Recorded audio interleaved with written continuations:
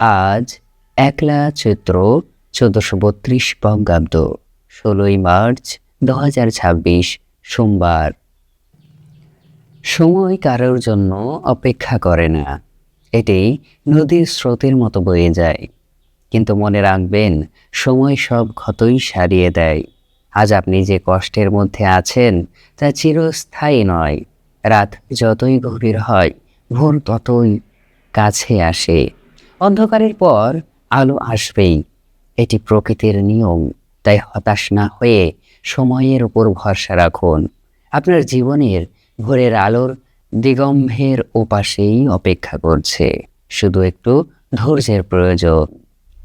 আজকের দিনটি প্রতিরোধের, ভারতের জাতীয় টিকাকরণ দিবস, পোলিও মুক্ত ভারত গড়ার লড়াই এবং শিশুদের মরণ রোগ থেকে বাঁচাতে টিকার গুরুত্ব এই দিন প্রচার করা হয়।